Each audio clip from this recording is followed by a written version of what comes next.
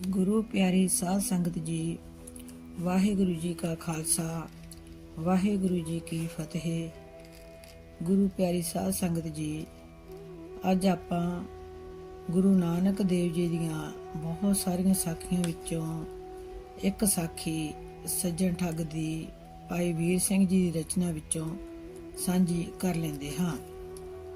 ਜਦੋਂ ਸ੍ਰੀ ਗੁਰੂ ਨਾਨਕ ਦੇਵ ਜੀ ਭਾਈ ਮਰਦਾਨਾ ਜੀ ਨਾਲ ਜਗਤ ਜਲੰਧੇ ਨੂੰ ਤਾਰਨ ਲਈ ਤੁਰ ਪਏ ਤਾਂ ਜੰਗਲਾਂ ਬੇਲਿਆਂ ਵਿੱਚੋਂ ਦੀ ਲੰਘਦੇ ਹੋਇਆਂ ਨੂੰ ਇੱਕ ਬਸਤੀ ਆਈ, ਮਤਲਬ ਕਿ ਇੱਕ ਨਗਰ ਆਇਆ। ਤਾਂ ਗੁਰੂ ਨਾਨਕ ਦੇਵ ਜੀ ਨੇ ਭਾਈ ਮਰਦਾਨੇ ਨੂੰ ਕਿਹਾ ਕਿ ਮਰਦਾਨਿਆ, ਭੁੱਖ ਲੱਗੀ ਹੈ। ਤਾਂ ਮਰਦਾਨਾ ਕਹਿਣ ਲੱਗਾ ਕਿ ਪਾਤਸ਼ਾਹ, ਤੁਸੀਂ ਜਾਣੀ ਜਾਣ ਹੋ। ਤਾਂ ਗੁਰੂ ਜੀ ਕਹਿਣ ਲੱਗੇ ਕਿ ਇਸ ਨਗਰ ਵਿੱਚ ਚਲਾ ਜਾ ਤੇ ਇੱਥੋਂ ਦੇ ਲੋਕ ਤੇਰੀ ਬਹੁਤ ਸੇਵਾ ਕਰਨਗੇ। ਗੁਰੂ ਨਾਨਕ ਦੇਵ ਜੀ ਦੇ ਕਹਿਣ ਤੇ ਮਰਦਾਨਾ ਚਲਾ ਗਿਆ ਤੇ ਉੱਥੋਂ ਦੇ ਲੋਕਾਂ ਨੇ ਮਰਦਾਨੇ ਦੀ ਬਹੁਤ ਸੇਵਾ ਕੀਤੀ।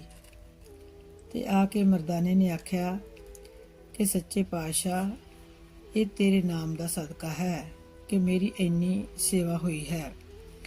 ਲੋਕਾਂ ਨੇ 36 ਪ੍ਰਕਾਰ ਦੇ ਭੋਜਨ ਛਕਾਏ ਹਨ ਤੇ ਬਸਤਰ ਤੇ ਹੋਰ ਬਹੁਤ ਸਾਰੀਆਂ ਚੀਜ਼ਾਂ ਭੇਟਾ ਕੀਤੀਆਂ ਹਨ।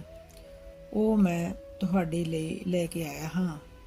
ਤਾਂ ਗੁਰੂ ਜੀ ਕਹਿਣ ਲੱਗੇ ਕਿ ਇਹ ਸਾਡੇ ਕਿਸੇ ਵੀ ਕੰਮ ਨਹੀਂ ਹਨ, ਇਹਨਾਂ ਨੂੰ ਸਿੱਟ ਦੇ ਜਾਂ ਗਰੀਬਾਂ ਵਿੱਚ ਵੰਡ ਦੇ।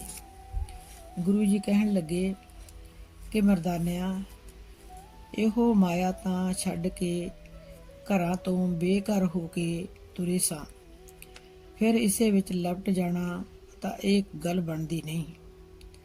ਅਸੀਂ ਨਿਰੰਕਾਰ ਦੇ ਹੁਕਮ ਵਿੱਚ ਉੱਠ ਕੇ ਤੁਰੇ ਹਾਂ, ਜਿੱਥੇ ਉਹ ਰੱਖੇ ਰਾਜੀ ਹਾਂ ਉਸ ਦੀ ਰਜ਼ਾ ਵਿੱਚ। ਮਾਇਆ ਗੁਜਰਾਨ ਹੈ, ਸੱਚ ਹੈ, ਇਸ ਦਾ ਤਿਆਗ ਹੋ ਹੀ ਨਹੀਂ ਸਕਦਾ। ਪੇਟ ਰੱਜਣ ਜੋਗਾ ਅੰਨ ਖਾਣਾ ਵੀ ਮਾਇਆ ਹੈ। ਜਿੰਨੇ ਤਿਆਗ ਐਸੇ ਹਨ, ਬਿਰਥੇ ਹਨ। ਹਾਂ, ਮਨ ਵਿੱਚੋਂ ਲੋਭ ਦਾ ਤਿਆਗ ਮਾਇਆ ਦਾ ਤਿਆਗ ਹੈ। ਮਰਦਾਨਾ ਕਹਿੰਦਾ, ਸਤ ਕਰਤਾਰ।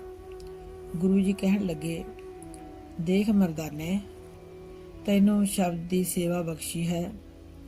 ਸ਼ਬਦ ਦਾ ਆਧਾਰ ਪਛਾਣ, ਜਿਉਣਾ ਸ਼ਬਦ ਦੇ ਆਧਾਰ ਤੇ ਹੈ। ਇਹਨਾਂ ਸਾਰੀਆਂ ਗੱਲਾਂ ਨੂੰ ਸੁਣ ਕੇ ਮਰਦਾਨਾ ਸਤ ਕਰਤਾਰ ਕਹਿੰਦਾ ਹੈ ਤੇ ਫਿਰ ਪੁੱਛਦਾ ਹੈ ਕਿ ਹੁਣ ਕੋਈ ਨੇੜੇ ਨਗਰ ਆਵੇਗਾ, ਕਿਉਂਕਿ ਮਰਦਾਨੇ ਨੂੰ ਬਹੁਤ ਭੁੱਖ ਲੱਗੀ ਸੀ। ਤਾਂ ਗੁਰੂ ਜੀ ਕਹਿੰਦੇ ਕਿ ਮਰਦਾਨਿਆ, ਦੇਖ ਰੰਗ ਕਰਤਾਰ ਦੇ। ਤੁਰਦਿਆਂ ਤੁਰਦਿਆਂ ਨੂੰ ਇੱਕ ਨਗਰ ਦਿਸਿਆ ਤੇ ਉੱਥੇ ਇੱਕ ਟਿਕਾਣਾ ਨਜ਼ਰ ਆਇਆ। ਉਸ ਦੇ 4 ਚੁਫੇਰੇ ਵਲਗਣ ਸੀ। ਇੱਕ ਪਾਸੇ ਵਿਚਕਾਰ ਦਰਵਾਜ਼ਾ ਤੇ ਇੱਕ ਪਾਸੇ ਡਿਉਢੀ ਦਿਸੀ। ਉਸ ਦੇ ਇੱਕ ਪਾਸੇ ਠਾਕਰ ਦੁਆਰਾ ਸੀ ਤੇ ਦੂਜੇ ਪਾਸੇ ਮਸੀਤ ਸੀ।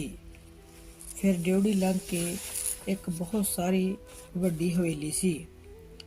ਇਸ ਹਵੇਲੀ ਦਾ ਇੱਕ ਮਾਲਕ ਸੀ ਤੇ ਬਹੁਤ ਸਾਰੇ ਉਸ ਦੇ ਨੌਕਰ ਸਨ।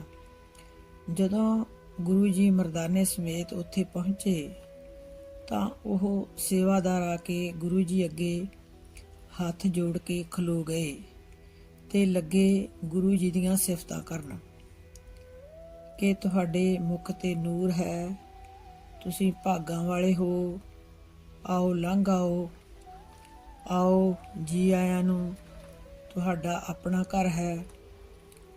ਗੁਰੂ ਜੀ ਅੱਗੇ ਅੱਗੇ ਤੁਰ ਰਹੇ ਸਨ ਤੇ ਮਰਦਾਨਾ ਪਿੱਛੇ ਪਿੱਛੇ। ਅੱਗੇ ਗਏ ਤਾਂ ਇੱਕ ਸੋਹਣੇ ਸਜੇ ਕਮਰੇ ਵਿੱਚ ਗੁਰੂ ਜੀ ਨੂੰ ਲਿਜਾ ਬਿਠਾਇਆ। ਫਿਰ ਹੋਰ 2 ਸੇਵਾਦਾਰ ਗਰਮ ਜਲ ਤੇ ਸਾਫਾ ਲੈ ਕੇ ਆ ਗਏ ਤੇ ਕਹਿਣ ਲੱਗੇ, ਮਹਾਰਾਜ, ਆਪ ਦੇ ਪੈਡੇ ਥੱਕੇ ਚਰਨ ਧੋਈਏ। ਗੁਰੂ ਜੀ ਇੱਕ ਅਡੋਲ ਗੰਭੀਰ ਆਵਾਜ਼ ਵਿੱਚ ਬੋਲੇ, ਵਾਹ ਬਈ ਲੋਕੋ, ਪੈਰ ਧੋਣ ਦਾ ਇਰਾਦਾ ਤਾਂ ਨਹੀਂ, ਚਿੱਤ ਤਾਂ ਐਵੇਂ ਹੀ ਸੁਖੀ ਹੈ। ਫਿਰ ਗੁਰੂ ਜੀ ਹਵੇਲੀ ਦੇ ਮਾਲਕ ਵੱਲ ਇਸ਼ਾਰਾ ਕਰਦੇ ਹੋਏ ਬੋਲੇ, ਤੁਸਾਂ ਦਾ ਕੀ ਨਾਮ ਹੈ? ਮਾਲਕ ਕਹਿਣ ਲੱਗਿਆ ਕਿ ਮੈਂ ਤਾਂ ਉਸ ਮਾਲਕ ਦੇ ਕੁੱਕਰਾਂ ਦਾ ਵੀ ਕੁੱਕਰ ਹਾਂ, ਪਰ ਮੇਰਾ ਨਾਮ ਸੱਜਣ ਹੈ, ਸਭ ਦਾ ਸੱਜਣ, ਕਿਸੇ ਦਾ ਦੋਖੀ ਨਹੀਂ। ਥੋੜੀ ਦੇਰ ਮਗਰੋਂ ਗੁਰੂ ਜੀ ਉੱਠੇ ਤੇ ਮਸੀਤ ਵੱਲ ਗਏ ਤਾਂ ਦੇਖਿਆ ਕਿ ਸੱਜਣ ਮਸੀਤ ਵਿੱਚ ਨਮਾਜ਼ ਕਰ ਰਿਹਾ ਹੈ। ਫਿਰ ਉਸਨੇ ਆਰਤੀ ਕੀਤੀ ਤੇ ਪਿੱਛੋਂ ਫਿਰ ਗੁਰੂ ਜੀ ਵਾਸਤੇ ਰੋਟੀ ਦਾ ਥਾਲ ਲੈ ਕੇ ਆਇਆ ਤੇ ਦੁੱਧ ਵੀ ਲੈ ਕੇ ਆਇਆ। ਪਰ ਗੁਰੂ ਜੀ ਕਹਿਣ ਲੱਗੇ ਕਿ ਸਾਨੂੰ ਭੁੱਖ ਨਹੀਂ। ਤੇ ਦੂਸਰੇ ਪਾਸੇ ਮਰਦਾਨਾ ਵੀ ਇਸ ਤਰ੍ਹਾਂ ਮਹਿਸੂਸ ਕਰ ਰਿਹਾ ਸੀ ਕਿ ਜਿਵੇਂ ਉਸ ਦੀ ਜਨਮਾਂ ਜਨਮਾਂ ਦੀ ਭੁੱਖ ਮਰ ਗਈ ਹੋਵੇ। ਫਿਰ ਉਹ ਸੱਜਣ ਨੌਕਰਾਂ ਨੂੰ ਕਹਿਣ ਲੱਗਿਆ ਕਿ ਇਹ ਥਾਲ ਵਾਪਸ ਲੈ ਜਾਵੋ। ਪਹਿਰ ਰਾਤ ਬੀਤੀ, ਸੱਜਣ ਫੇਰ ਆਇਆ। ਮਹਾਰਾਜ, ਬਿਸਤਰਾ ਤਿਆਰ ਹੈ, ਚਲੋ ਆਰਾਮ ਕਰ ਲਵੋ। ਗੁਰੂ ਜੀ ਕਹਿਣ ਲੱਗੇ ਠੀਕ ਹੈ, ਤੇ ਤੁਸੀਂ ਵੀ ਜਾ ਕੇ ਆਰਾਮ ਕਰ ਲਵੋ। ਥੋੜੀ ਦੇਰ ਬਾਅਦ ਇੱਕ ਹੋਰ ਖੂਬਸੂਰਤ ਪੋਸ਼ਾਕ ਵਾਲਾ ਨੌਜਵਾਨ ਆਇਆ ਤੇ ਉਹ ਆਪਣੇ ਆਪ ਨੂੰ ਮੁਸਾਫਿਰ ਦੱਸ ਰਿਹਾ ਸੀ, ਪਰ ਉਹ ਇਸ ਮਾਲਕ ਦਾ ਹੀ ਸ਼ਹਿਜ਼ਾਦਾ ਸੀ। ਤੇ ਉਹ ਗੁਰੂ ਜੀ ਨੂੰ ਕਹਿਣ ਲੱਗਿਆ ਕਿ ਆਓ ਆਪਾਂ ਸ਼ਤਰੰਜ ਖੇਡੀਏ ਤੇ ਮਨ ਪਰਚਾਈਏ। ਪਰ ਗੁਰੂ ਜੀ ਕਹਿਣ ਲੱਗੇ ਸਾਨੂੰ ਖੇਡਣ ਦੀ ਜਾਚ ਨਹੀਂ। ਪਰ ਗੁਰੂ ਜੀ ਨੇ ਉਸ ਨਾਲ ਇੱਕ ਦੋ ਬੋਲ ਸਾਂਝੇ ਕੀਤੇ ਤੇ ਕਿਹਾ ਕਿ ਹੀਰੇ ਵਰਗਾ ਜਨਮ ਹੈ, ਇਸ ਨੂੰ ਅਜਾਈਂ ਨਹੀਂ ਗਵਾਉਣਾ ਚਾਹੀਦਾ। ਤਾਂ ਸ਼ਹਿਜ਼ਾਦਾ ਕਹਿਣ ਲੱਗਿਆ ਕਿ ਤੁਸੀਂ ਤਾਂ ਸਾਧੂ ਸੰਤਾਂ ਵਾਂਗੂ ਗੱਲਾਂ ਕਰਦੇ ਹੋ। ਉਸ ਤੋਂ ਪਿੱਛੋਂ ਇੱਕ 50 ਕੁ ਵਰ੍ਹਿਆਂ ਦੀ ਮਾਈ ਆਈ। ਉਹ ਵੀ ਖਾਣਾ ਲੈ ਕੇ ਆਈ ਤੇ ਕਹਿੰਦੀ ਕਿ ਬਿਨਾਂ ਖਾਧਿਆਂ ਰਾਤ ਕਿਵੇਂ ਗੁਜ਼ਰੇਗੀ। ਪਰ ਉਸ ਮਾਈ ਨੂੰ ਮਹਿਸੂਸ ਹੋ ਰਿਹਾ ਸੀ ਕਿ ਇਹ ਕੋਈ ਪਹੁੰਚੀ ਹੋਈ ਰੂਹ ਹੈ। ਪਰ ਉਹ 2-3 ਭਾਂਡਿਆਂ ਵਿੱਚ ਹੋਰ ਕੁਝ ਲੈ ਕੇ ਆਈ ਕਿ ਇਹ ਸੋਮ ਰਸ ਹੈ, ਸੁਰਪਾਨ ਹੈ, ਫਿਰ ਇਹ ਇੱਕ ਬੂਟੀ ਹੈ ਜਿਹੜੀ ਕਿ ਭੰਗ ਸੀ, ਤੇ ਕਹਿਣ ਲੱਗੀ ਕਿ ਇਸ ਨਾਲ ਤੁਹਾਡੀ ਸਾਰੀ ਥਕਾਨ ਦੂਰ ਹੋ ਜਾਵੇਗੀ। ਗੁਰੂ ਜੀ ਕਹਿਣ ਲੱਗੇ ਕਿ ਸਾਨੂੰ ਕਿਸੇ ਵੀ ਨਸ਼ੇ ਦੀ ਲੋੜ ਨਹੀਂ ਹੈ। ਜੋ ਬਿਨ ਪੀਤੇ ਮਸਤ ਹੋਣ ਤਾਂ ਉਹ ਇਹ ਨਸ਼ਾ ਕਿਉਂ ਲੈਣ। ਉਸ ਤੋਂ ਬਾਅਦ ਸਾਰਾ ਪਰਿਵਾਰ ਤੇ ਸੇਵਾਦਾਰ ਅੰਦਰ ਜਾ ਕੇ ਮਤਾ ਪਕਾਉਣ ਲੱਗੇ ਤੇ ਕੋਈ ਕਹੇ ਇਹ ਸੂਈਆ ਹੈ, ਸਾਡੀ ਸੂਹ ਲੈ ਕੇ ਹੋਰ ਕਿਸੇ ਤੱਕ ਪਹੁੰਚਾਵੇਗਾ, ਤੇ ਕੋਈ ਕਹੇ ਇਸ ਕੋਲ ਬਹੁਤ ਸਾਰੇ ਹੀਰੇ ਮੋਤੀ ਹਨ। ਪਰ ਉਹ ਮਾਈ ਕਹਿ ਰਹੀ ਸੀ ਕਿ ਇਹ ਕੋਈ ਸਾਧੂ ਸੰਤ ਹੀ ਲੱਗਦੇ ਹਨ।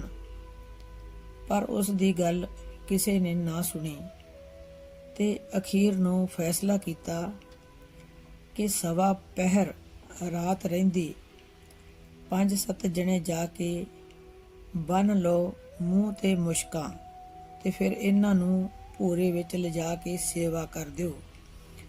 ਮਤਲਬ ਕਿ ਇਹਨਾਂ ਕੋਲੋਂ ਧਨ ਦੌਲਤ ਖੋਹ ਕੇ ਮਾਰ ਮੁਕਾਓ। ਸੱਜਣ ਸੋਚਾਂ ਵਿੱਚ ਹੀ ਜਾਗੋ ਮੀਟੀ ਵਿੱਚ ਪਿਆ ਸੀ ਕਿ ਇੱਕ ਸਾਜ਼ ਛੇੜਨ ਦੀ ਆਵਾਜ਼ ਆਈ ਤੇ ਉੱਠ ਕੇ ਬੈਠ ਗਿਆ ਤੇ ਉਹ ਆਵਾਜ਼ ਉਸਦੇ ਕਾਲਜੇ ਨੂੰ ਖਿੱਚ ਪਾ ਰਹੀ ਸੀ। ਫਿਰ ਦਬੇ ਪੈਰੀਂ ਆ ਕੇ ਉਸੇ ਕਮਰੇ ਵਿੱਚ ਆ ਕੇ ਇੱਕ ਖੂੰਜੇ ਵਿੱਚ ਬੈਠ ਗਿਆ ਤੇ ਸੁਰੀਲੀ ਆਵਾਜ਼ ਸੁਣਦੇ ਸੁਣਦੇ ਉਸਦੀ ਅੱਖ ਲੱਗ ਗਈ ਤੇ ਉਸ ਨੂੰ ਸੁਪਨਾ ਆਇਆ ਕਿ ਜਿੰਨੇ ਵੀ ਉਸਨੇ ਖੂਨ ਤੇ ਪਾਪ ਕੀਤੇ ਸਨ ਤੇ ਜਿਨ੍ਹਾਂ ਨੂੰ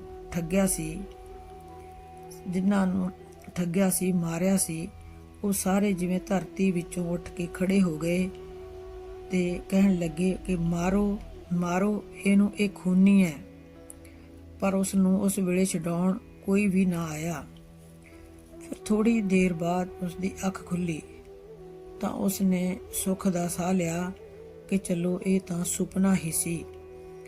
ਕੁਝ ਦੇਰ ਬਾਅਦ ਫਿਰ ਅੱਖ ਲੱਗੀ ਤੇ ਉਸੇ ਤਰ੍ਹਾਂ ਦਾ ਸੁਪਨਾ ਆਇਆ।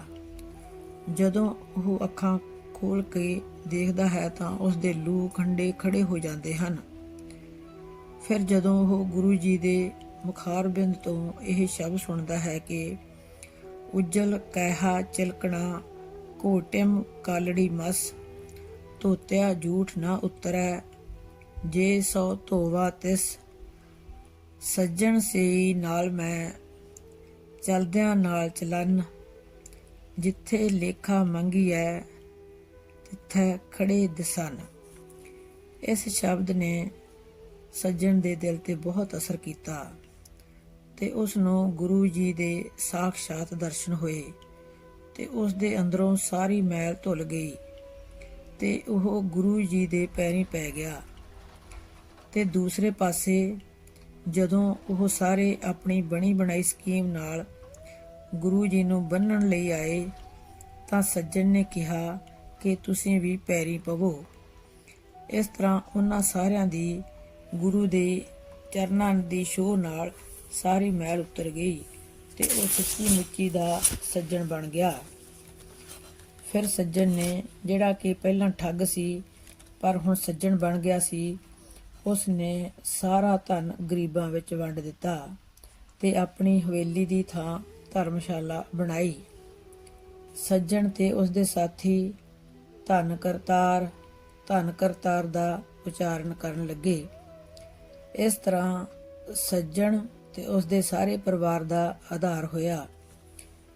ਇਸ ਸਾਖੀ ਦਾ ਨਿਚੋੜ ਇਹ ਹੈ ਕਿ ਸਾਨੂੰ ਕੋਈ ਵੀ ਅਜਿਹਾ ਕੰਮ ਨਹੀਂ ਕਰਨਾ ਚਾਹੀਦਾ ਜਿਸ ਨਾਲ ਕਿ ਅਸੀਂ ਅੱਗੇ ਧਰਮਰਾਜ ਨੂੰ ਮੂੰਹ ਦਿਖਾਉਣ ਜੋਗੇ ਨਾ ਹੋਈਏ। ਜਿਵੇਂ ਗੁਰਬਾਣੀ ਵਿੱਚ ਲਿਖਿਆ ਹੈ ਕਿ ਨਾਨਕ ਆਖੈ ਰੇ ਮਨਾ ਸੁਣੀਐ ਸਿੱਖ ਸਹੀ ਲੇਖਾ ਰੱਬ ਮੰਗੇਸੀਆ ਬੈਠਾ ਕੱਢ ਵਹੀ। ਵਾਹਿਗੁਰੂ ਜੀ ਕਾ ਖਾਲਸਾ ਵਾਹਿਗੁਰੂ ਜੀ ਕੀ ਫਤਿਹ।